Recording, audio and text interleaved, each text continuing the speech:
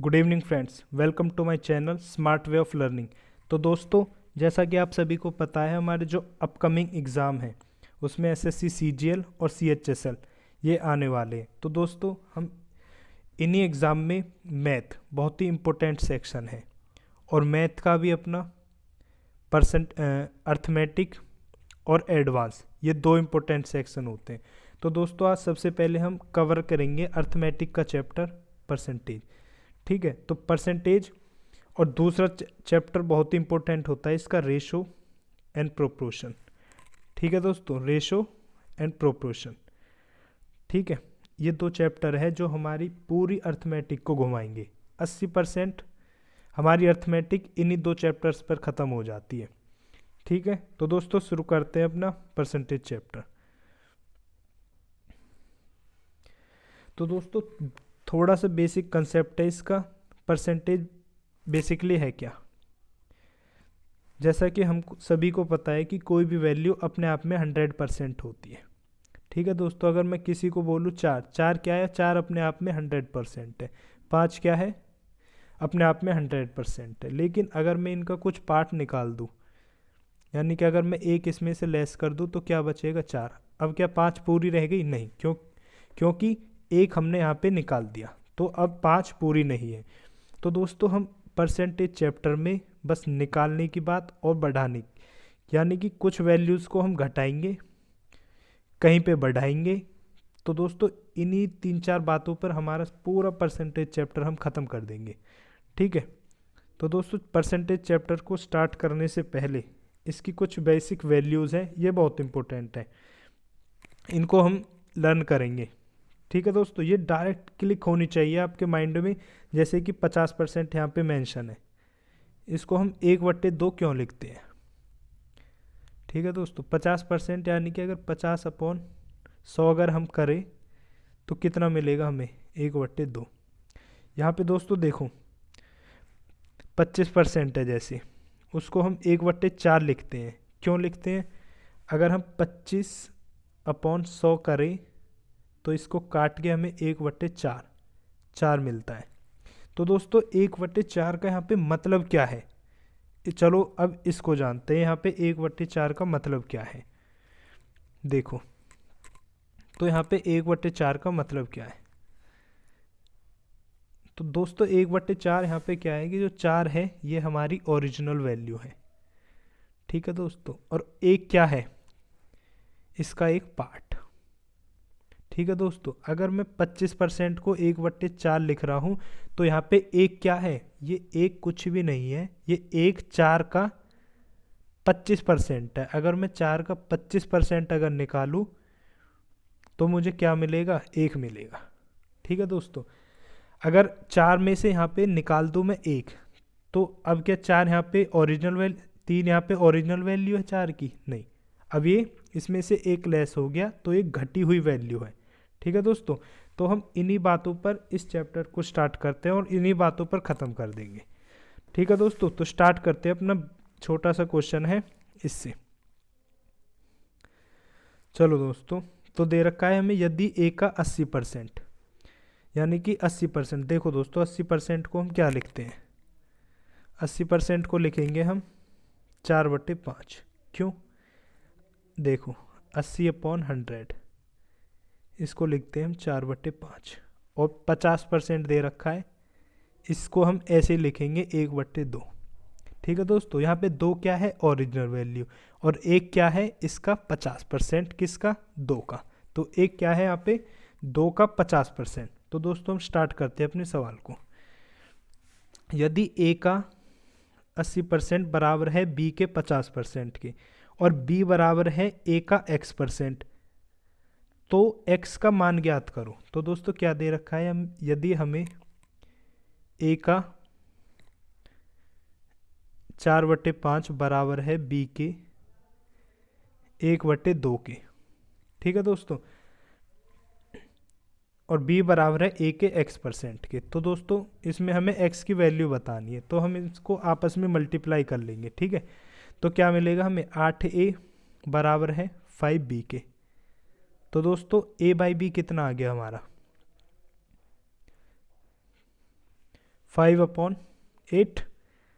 तो दोस्तों ए तो आ गया हमारा 5, ठीक है, और बी बराबर आ गया हमारा 8। तो दोस्तों अब क्या दे रखा है इसमें, बी बराबर है ए के x% के, बी बराबर है ए के x% के, और बी कितना है हमारा 8, और बराबर है ए के x% यानी कि 5 गुना x/100। तो दोस्तों इसको यहाँ से काट के कितना आ जाएगा हमारा आंसर, इसको मल्टीप्लाई करेंगे तो x की वैल्यू कितनी आ गई 160। ठीक है दोस्तों। अरे अरे यार क्या हो गया।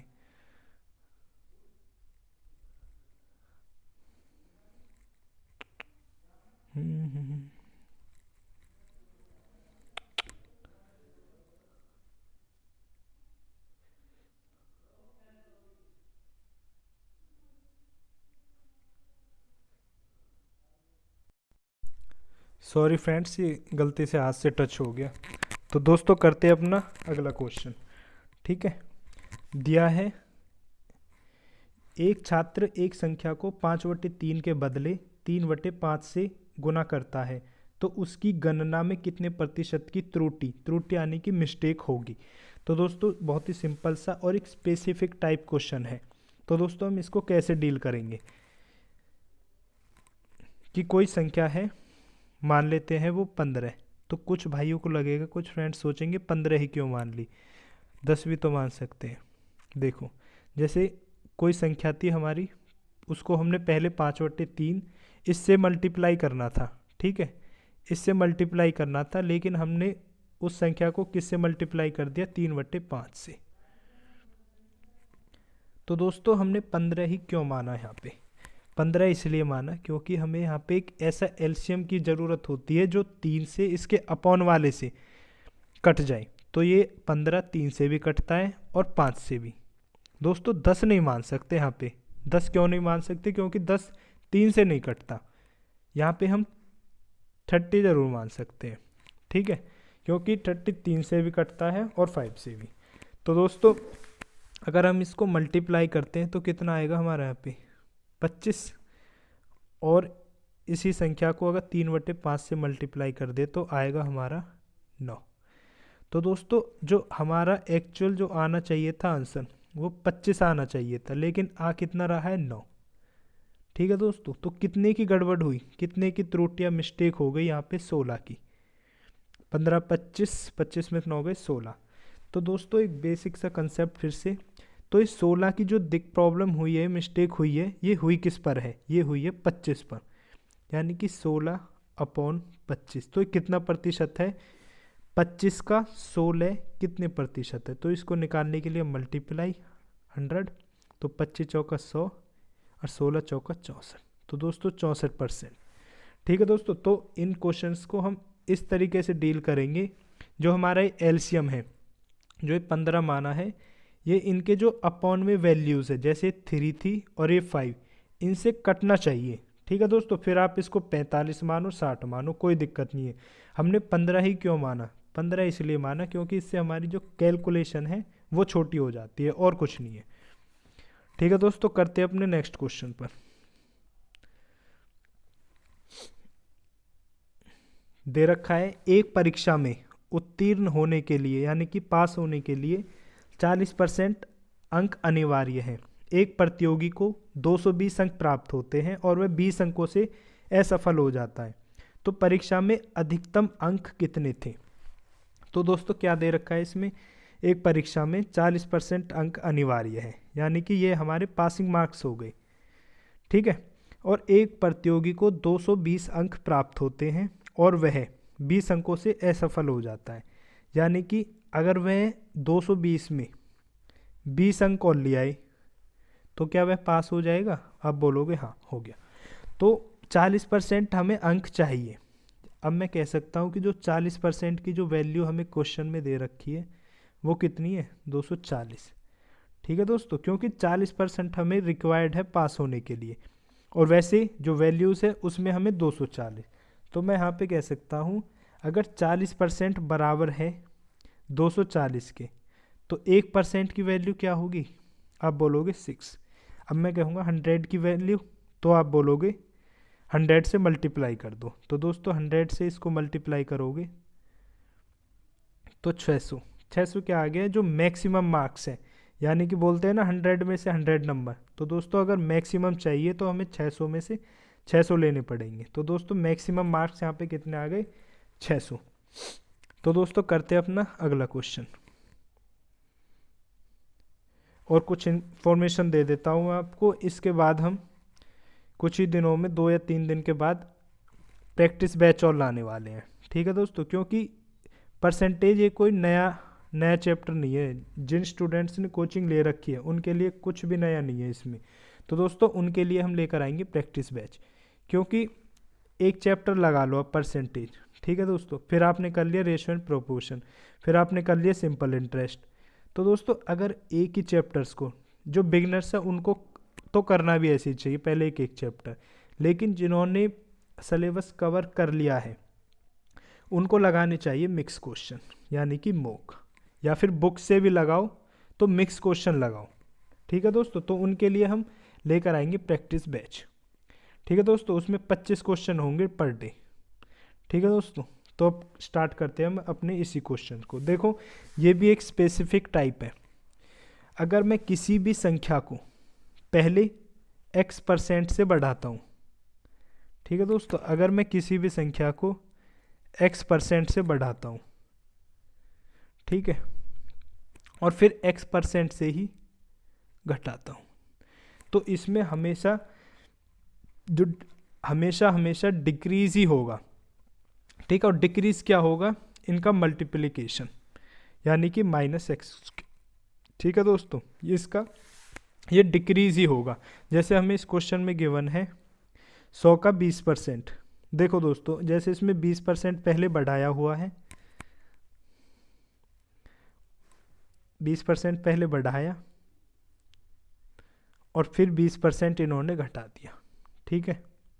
यानी कि अब इस टाइप का अगर क्वेश्चन मुझे दिखता है तो मैं डायरेक्ट बोलूँगा, इनकी मल्टीप्लिकेशन करूँगा मैं सीधा -4% यहाँ पे डिक्रीज हो जाएगा, ठीक है दोस्तों। अब इसका कंसेप्ट, ये क्वेश्चन आता ही क्यों है, -4% डिक्रीज ही क्यों होता है, तो दोस्तों इसको प्रूव और कर लेते हैं। जैसे मान लो कि वह जो उसकी सैलरी थी वो थी 100, ठीक है दोस्तों। जैसे उसकी सैलरी थी 100, अगर उसको 20% उसने बढ़ा दिया, यानी कि 6/5। जैसे अभी 6/5 मैंने क्यों लिख दिया, यानी कि 20% है ना, तो 20% को हम लिख सकते हैं 1/5। क्यों, तो 20/100 बराबर है 1/5, ठीक है दोस्तों। तो 5 यहाँ पे क्या है, ओरिजिनल। अगर एक और जोड़ दूँ मैं इसमें, 5 में अगर मैं 1 जोड़ दूँ तो ये वैल्यू क्या आएगी, ये वैल्यू आएगी बढ़ी हुई वैल्यू, जो इसमें 5 के 20% को जोड़कर हमें क्या प्राप्त होगा, 6। 5 में इसका 20% जोड़कर 6 प्राप्त होगा। तो दोस्तों इसलिए हमने सीधा लिखा है 20% को 6/5 यहाँ पे, क्योंकि 6/5 उसने बढ़ा दिया पहले। तो दोस्तों अगर 6/5 यहाँ पे बढ़ा दिया, जैसे 100 का अगर इसने 6/5 बढ़ाया है, ठीक है, तो ये कितना हो जाएगा, 120, ठीक है, 120 हो जाएगा। अब फिर वो बोल रहा है कि 120 का फिर इसने क्या किया, 20% घटा दिया, यानी कि अब हो जाएगा 4/5, यानी कि 1/5 में अगर 1 घटा दो तो मुझे क्या मिलेगा, 4/5। तो दोस्तों अब उसकी जो सैलरी है अब कितना हो जाएगा, वो 24 पंजे 120, 96, 24 चौका 96, यानी कि 100 था उसकी जो सैलरी है वो 100 थी, ठीक है। अब कितनी बच गई, 96। तो कितने की कमी आई, 4 की। किस पर आई ये कमी, 100 पर, यानी कि तो कितने की डिक्रीज हो गई, 4%। तो दोस्तों यही हमारा आंसर है। तो आगे आप इस टाइप का क्वेश्चन देखते हो तो सीधा करोगे कि 20% इंटू 20%, इनका 4% यहाँ पे डिक्रीज होगा, ठीक है दोस्तों। तो अपना अगला क्वेश्चन करते हैं। देखो दोस्तों किसी प्रतियोगी को एक परीक्षा में 20% अंक प्राप्त होते हैं और 30 अंकों से वह असफल हो जाता है, लेकिन जो दूसरा प्रतियोगी है उसको 32% अंक प्राप्त होते हैं और उसे जो पास होने लायक अंक है उसे 42 अंक अधिक प्राप्त होते हैं, तो उत्तीर्ण अंक प्रतिशत बताए। तो उत्तीर्ण क्या होता है यहाँ पे? पास। तो पास होने का जो प्रतिशत है वो कितना है? तो दोस्तों इसमें क्या बोल रहा है क्वेश्चन कि 20% अंक प्राप्त हुए, ठीक है, लेकिन 30 अंकों से फेल हो गया वो। अगर वह 30 अंक और ले आता, यानी कि अगर इसमें 30 और जोड़ दूँ तो मैं पास हो जाता वो, ठीक है दोस्तों। और फिर दूसरा प्रतियोगी आया, उसने क्या किया कि 32% अंक उसे प्राप्त हुए, लेकिन उसे जो पासिंग मार्क्स है उससे 42 ज़्यादा मिले। अगर मैं इसके 32% में से 42 अगर मैं घटा दूं तो मुझे क्या मिलेगा? अब ये खाली पास होगा। तो दोस्तों इनको हम रीसफल कर लेंगे, यानी कि अगर मैं 20% को इधर ले आऊँ और 42 को इधर, तो यहाँ पे मुझे क्या मिलेगा? 72, और यहाँ पे 12%। तो दोस्तों 12% जो वैल्यू है, 12% की वैल्यू दे रखी है हमें 72, यानी कि 1% कितना होगा? 6, और 100% कितना होगा यहाँ पे? 600, क्योंकि इसको मल्टीप्लाई कर देंगे हम 600। तो दोस्तों 600 हमें क्या मिला है? 600 वो है जो इसके अधिकतम यानी मैक्सिमम मार्क्स थे। तो दोस्तों वो कह रहा है कि पासिंग मार्क्स का हमें परसेंटेज बताओ। अगर मैं 600 का 20% निकालूँ, कितना मिलेगा यहाँ पे? 120, सॉरी, हाँ 120 मिलेगा, ठीक है। तो दोस्तों 120 तो हो गया 20%, और यहाँ पे अगर मैं 30 और जोड़ दूँ, 120 में अगर मैं 30 जोड़ूँ तो अब ये बंदा पास हो जाएगा, ठीक है।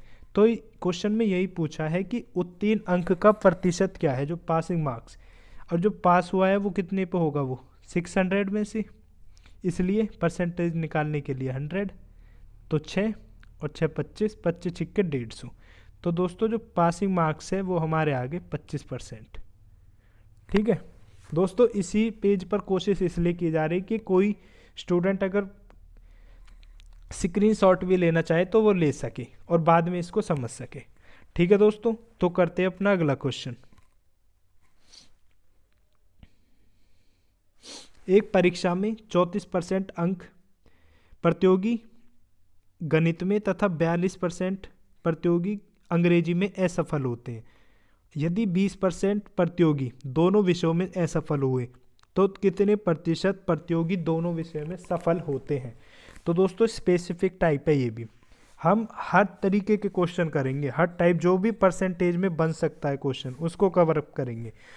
तो दोस्तों ये एक स्पेसिफिक टाइप है। देखो कुछ स्टूडेंट इसमें करते हैं कि सिलोगिज्म लगाने की कोशिश करते हैं, जैसे 34% हमारा हो गया मैथ में और 42% हो गया अंग्रेजी में और यहाँ पे 20%। तो दोस्तों ये तरीका नहीं करना है हमें, ये थोड़ा सा याद भी रखना है। अगर भाई एसएससी सीजीएल निकालने जा रहे हो तो कुछ वैल्यू, कुछ तरीके आपको याद भी होने चाहिए, ठीक है। तो दोस्तों इसका जो कंसेप्ट है तो ये हो गया, ठीक है। अब इसको याद कैसे रखना है? ये सवाल स्पेसिफिक सवाल है, ऐसा कि ऐसा ही आता है, ठीक है दोस्तों। तो करते हैं उस तरीके से। तो दोस्तों याद क्या रखना है हमें? दिया होगा, देखो दोस्तों एक मिनट। तो दोस्तों क्या दे रखा है? जैसे P प्लस P बराबर P। तो दोस्तों ये क्या है? इसका मतलब है पास, पास बराबर ये जो दोनों में पास है, ये P कौन सा है? जो बोथ है। अगर इन पास या और पास में से, ठीक है, अगर हम इस P को घटा दें, अगर इस P प्लस P में से अगर हम इस बोथ वाले P को घटा दें तो हमें क्या मिल जाएगा? वही मिलेगा जो पास हुए हैं, ये पास का ही परसेंटेज मिलेगा हमें। तो दोस्तों दूसरी कंडीशन ऐसी ही बनेगी, फेल प्लस फेल बराबर जो दोनों में फेल है, ठीक है दोस्तों। और इन फेल प्लस फेल में से अगर हम F बोथ वाला घटा दें तो भी हमें क्या मिलेगा? फेल ही वाला मिलेगा, ठीक है दोस्तों, जो बोथ में हुए। तो दोस्तों ये कंसेप्ट है इसका। तो हम इस क्वेश्चन को सॉल्व करते हैं इसकी मदद से।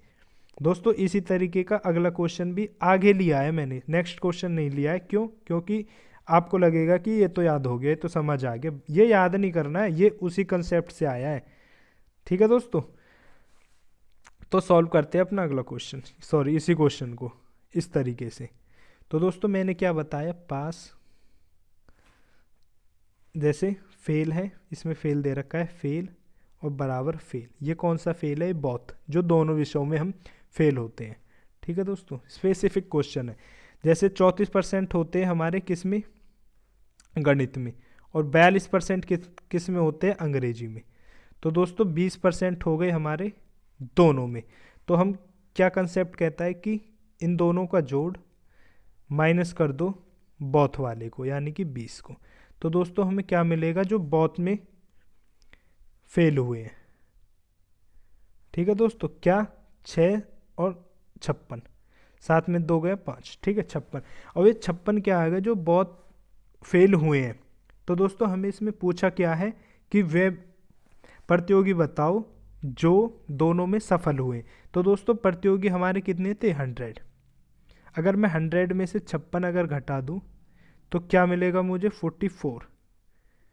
ठीक है दोस्तों, तो 44 क्या हो गया, वे स्टूडेंट्स हो गए हमारे जो दोनों विषयों में पास हुए। तो दोस्तों ये इसका कंसेप्ट है। हमने एक टाइप और लिया है, इसी टाइप का एक क्वेश्चन और है, वो आगे आएगा। तो दोस्तों करते हैं अपना नेक्स्ट क्वेश्चन। राम है कोई बंदा, अपने वेतन का 40% भोजन पर, 20% घर के किराए पर, 10% मनोरंजन और 10% यातायात पर खर्च करता है। यदि महीने के अंत में उसकी बचत 1500 है तो उसका मासिक वेतन कितना है। ठीक है दोस्तों, स्पेसिफिक क्वेश्चन है। ठीक है, ये भी अपने आप में एक टाइप है। तो दोस्तों सॉल्व करते हैं इस क्वेश्चन को। मान लेते हैं कि कोई बंदा है राम, उसकी अगर सैलरी है 100, ठीक है, अगर इसका 40% वो करता है भोजन पर, यानी कि 40, और 20% करता है अपनी रेंट पर। ठीक है, 20% यानी कि 100 का 20% कितना होगा, 20 ही, ये दे दिया उसने रेंट। और 10% करता है वो एंटरटेनमेंट, यानी 100 का 10% कितना हो गया, एंटरटेनमेंट। ठीक है, 10 हो गया, और ये करता है वो एंटरटेनमेंट पे। और फिर इसी का 10% किस किस पर करता है, ट्रैवलिंग यानी यातायात पर, 10। ठीक है दोस्तों, यानी कि टोटल खर्च कितना कर दिया उसने, 40 प्लस 20 प्लस 10 प्लस 10, यानी कि 60 70 80। ठीक है दोस्तों, तो अगर 100 में से उसने 80 खर्च कर दिया, 100% था उसका टोटल, अगर 80% उसने खर्च कर दिया तो उसके पास कितना बचा, 20%। 20% बचने का मतलब ही क्या है, उसकी सेविंग। तो दोस्तों क्वेश्चन में दे रखा है कि जो बचत है उसकी 1500 है, तो मैं कह सकता हूँ कि जो 1500 है वो 20% के बराबर है। तो दोस्तों यहाँ पे 1% किसके बराबर होगा, 75 के, और 100% 7500। तो दोस्तों ये 7500 क्या आ गई, उसकी मासिक वेतन, यानी कि वेतन कितना था 100, तो वो भी कितना मल्टीप्लिकेशन में हो जाएगा, 75। तो दोस्तों उसका जो टोटल जो सैलरी है वो भी 7500 हो जाएगी। तो दोस्तों करते हैं अपना नेक्स्ट क्वेश्चन।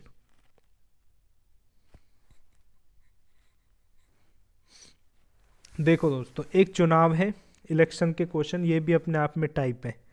ठीक है दोस्तों, एक चुनाव हुआ, उसमें 2 उम्मीदवार हैं, 75% मतदाताओं ने वोट डाले। ठीक है दोस्तों, और 2% इसमें से अवैध घोषित हो गए। एक उम्मीदवार को 9261 मिले जो वैध वोटों का 75% है। तो चुनाव में कुल कितने मतदाता हैं। तो स्पेसिफिक क्वेश्चन है। देखो दोस्तों, जैसे मान लेते हैं कि जो वोटों की संख्या थी वो 100 है, या फिर हम x मानते हैं। ठीक है, सबसे बेस्ट क्वेश्चन है। 100 मानते ही इसमें बहुत ही कैलकुलेशन बढ़ जाएगी, और कुछ भी नहीं है। तो दोस्तों x मान लिया जैसे हमने, ठीक है, x हमारी क्या हो गई, वोटों की संख्या। अगर 75% मतदाताओं ने वोट डाले, यानी कि x का 3/4 ने वोट डाले। ठीक है दोस्तों, अगर टोटल वोट हमारी x थी, उसका 3/4, 75% को लिखते हैं हम 3/4। ठीक है, कैसे लिखते हैं ये आपको मैंने बता दिया। तो x का 3/4, और इसमें से 2% वोट अवैध घोषित हो गए। तो दोस्तों अगर इसका 2% अगर अवैध हो गया तो कितना बचा हमारा, 49/50। ठीक है, और जो उम्मीदवार है 9261 मिले, जो वैध वोटों का 75% है। तो दोस्तों जो 9261 है, ये हमारी वैल्यू जो दे रखी है, ये कितना है, इन्हीं वोटों का 3/4 है। ठीक है दोस्तों, तो हम इसको काट लेंगे, कितना आ जाएगा हमारा x यहाँ से, 3 तिया 9, 9 एकम 9, 9 दूनी 18 और 16, 9 निम 81। तो दोस्तों इसको काट लेना, x हमारा जो वैल्यू आ जाएगी वो आ जाएगी अपनी 16,800। ठीक है दोस्तों, थोड़ा कैलकुलेटिव क्वेश्चन है, आप करना इस क्वेश्चन को यहाँ से कैलकुलेट। ठीक है, तो अपने करते हैं अगले नेक्स्ट क्वेश्चन पर चलते हैं। दोस्तों स्पेसिफिक टाइप है, इसी तरीके से करने हैं 100 मान के, या फिर एक ही लाइन में कोशिश करो इस तरीके से लिखने की, बेस्ट तरीका है किसी भी इलेक्शन वाले टाइप के क्वेश्चन को करने का। एक ही लाइन में ट्राई करो क्वेश्चन को लिखने की। ठीक है दोस्तों, तो करते हैं अपना नेक्स्ट क्वेश्चन पर। एक मकड़ी, ये भी अपने आप में एक स्पेसिफिक टाइप है। एक मकड़ी 1 घंटे में एक पोल के 62 से ही 1/2% ऊंचाई तक चढ़ती है और अगले घंटे में वह शेष ऊंचाई का 12.5% चढ़ जाती है। यदि पोल की ऊंचाई 192 मीटर है तो दूसरे घंटे में चढ़ी गई ऊंचाई बताओ। दोस्तों बहुत ही, अगर ये पहली बार देखते हैं कोई भी स्टूडेंट, एकदम डर जाएगा इस क्वेश्चन को देख के, लेकिन दोस्तों है कुछ भी नहीं इस क्वेश्चन में। तो क्या दे रखा है कि एक मकड़ी है, एक पोल के 62 से ही 1/2% तक चढ़ती है। देखो दोस्तों 62 से ही 1/2% को हम क्या लिखेंगे, तो दोस्तों ये तो आपको आता ही होगा, 62 दूनी 124 और 124 प्लस 1 यानी कि 125 और बटे के लिए 200, 2 × 100। तो दोस्तों कितना आ जाएगा, 125/200। तो 25 पंजे 125, 25 अट्ठे 200। दोस्तों ऐसे नहीं करना है आपको जैसे मैंने किया है, ये आपको क्या करना है कि 62 दूनी 124 प्लस 125 मन में ही, ठीक है, 125/200। ठीक है, इसको काट के डायरेक्ट 5/8 लिखना है आपको। ठीक है दोस्तों, तो क्या कह रहा है कि अगर उसकी ऊंचाई है पोल की पूरे की 192 मीटर, ठीक है, पहले घंटे में चढ़ती है वो कितनी, इसी 192 का 5/8 यानी कि कितना आ जाएगा, 8 दूनी 16, 8 चौक 32, ठीक है, और 24 पंजे 120। तो दोस्तों अब कितनी डिस्टेंस बच गई हमारी, 192 में से अगर 120 घटाएं तो 2, 72 बच गई। अब वो कह रहा है कि इस दूरी को वह अगले घंटे में चढ़ती है, तो अगले घंटे में चढ़ी गई दूरी बताओ। और वह कितनी चढ़ती है अगले घंटे में, 12.5%, जो बची हुई दूरी है। ठीक है, अगले घंटे में शेष दूरी कब चढ़ती है वो, यानी कि अगर मैं 12 से ही 1/2 को निकालूं तो कितना होता है, 1/8। ठीक है दोस्तों, कैसे लिखते हैं 1/8, अब आपको निकालना है। ठीक है, 72 का 1/8 कितना आ जाएगा, 9, यानी कि अगले आवर में उसने अगले घंटे में कितनी दूरी तय की है, 9। दोस्तों 1/8 मैंने कैसे लिखा, आपको स्टार्टिंग में ही मैंने मेंशन किया था, सारे वो जो परसेंटेज की वैल्यूज़ हैं, ठीक है, उनको लर्न करना है आपको। ठीक है दोस्तों, लर्न नहीं करना, उसको बस दिमाग में सेट करना है कि कैसी भी फ्रैक्शन आ जाए उसको जल्दी से जल्दी निकालना है बस। परसेंटेज में दोस्तों सारा खेल फ्रैक्शंस का ही है, फ्रैक्शन पे घूमेंगी सारी वैल्यूज़। ओके, तो दोस्तों करते हैं अपना नेक्स्ट क्वेश्चन। नेक्स्ट क्वेश्चन दे रखा है हमारा क्या, तो दोस्तों करते हैं अपना अगला क्वेश्चन। किसी कंपनी में मजदूरों की संख्या 25% बढ़ा दी जाती है तथा प्रति व्यक्ति मजदूरी में 25% कमी कर दी जाती है। परिणामतः क्या होता है कि मजदूरी में x% की गिरावट आ जाती है। तो x का मान बताओ। तो दोस्तों स्पेसिफिक टाइप क्वेश्चन है अपने आप में। जैसे यहाँ पे लिख लेंगे हम मजदूरों की संख्या, ठीक है, यहाँ पे लिख लिया हमने मजदूरों की संख्या, ठीक है, और यहाँ पे हो गया वेतन, ठीक है, यानी कि मजदूर थे पहले कितने थे हमारे 4, अब कितने हो गए 5, सॉरी यहाँ पे लिखेंगे मजदूर, ठीक है, यहाँ पे उनका लिखेंगे वेतन, ठीक है, यानी कि 25% को हम क्या लिखते हैं 1/4, 4 से बढ़कर 5 हो गया वेतन, ठीक है। लेकिन क्या होता है कि प्रति व्यक्ति जो मजदूरी है उसमें कमी आ जाती है, कितनी, 4 से 3 हो जाती है। तो दोस्तों टोटल अगर हमें वेतन निकालना है तो मजदूरों की संख्या और उनका जो वेतन मिलता है पर मजदूर को, तो कितना हो जाएगा वो 16, यहाँ पे मल्टीप्लाई करेंगे हम, कितनी, 15। तो दोस्तों वो कह रहे हैं कि x% की गिरावट आ जाती है किसमें, मजदूरी में। यानी कि पहले जो मजदूर थे 4, उनको मिलती थी 16 सैलरी, अब जब 5 हो गए तो उनको मिल रही है सैलरी कितनी, 15। तो कितने की कमी आ गई, 1 की, और 1 की जो एक कमी आई है वो किस पर आई है, 16 पर। तो दोस्तों परसेंटेज के लिए 100, तो इसको काट लो, 4 चौक 16, 4 से 25, तो 25/4 इस परसेंट की कमी आई है। ठीक है दोस्तों, स्पेसिफिक टाइप क्वेश्चन है, हर टाइप का क्वेश्चन हम कवर करेंगे इन वीडियोस के थ्रू। तो दोस्तों करते हैं अपना नेक्स्ट क्वेश्चन। छात्रों के समूह में 70% छात्र हैं अंग्रेजी और 75% छात्र हिंदी बोल सकते हैं। यदि 27% छात्र दोनों में से कोई भी भाषा नहीं बोल सकते तो कितने प्रतिशत छात्र दोनों भाषा बोल सकते हैं। दोस्तों मैं बता चुका हूँ आपको इस कंसेप्ट को, पास प्लस पास बराबर पास, और ये पास कौन सा है, बोथ वाला। ठीक है, तो ऐसे दोस्तों यहाँ पे 70% जो हमारे छात्र दे रखे हैं वो अंग्रेजी बोल सकते हैं, प्लस 65% छात्र हैं जो हिंदी बोल सकते हैं, और 27% छात्र ऐसे हैं जो कोई भी भाषा नहीं बोल सकते दोनों में से। तो दोस्तों ऐसे कितने % छात्र बचे जो दोनों भाषा बोल सकते हैं, यानी कि 100 में से अगर मैं 27% घटा दूँ तो कितना बचेगा, 73। ये 73 वो हैं जो दोनों भाषा बोल सकते हैं। तो दोस्तों मैंने बताया है कि P प्लस P, अगर इसमें से माइनस कर दे हम P को, और P कौन सा है, बोथ वाला, तो हमें वही मिल जाएगा जो पास है, जो दोनों में पास हुए हैं। तो दोस्तों क्या हो जाएगा यहाँ पे, 5 135। अगर इस 73 को इसमें से, ये 73 कौन सा है, बोथ वाला, ठीक है, इसको लेस कर दोगे तो हमें क्या मिल जाएगा, जो दोनों भाषा बोल सकते हैं, यानी कि 5 में 3 गए 2, 13 में 7 गए 6। तो दोस्तों ये वो % है जो दोनों भाषा बोल सकते हैं। दोस्तों इस कंसेप्ट पर आपको काम करना है। ठीक है, तो अपना नेक्स्ट क्वेश्चन लेते हैं।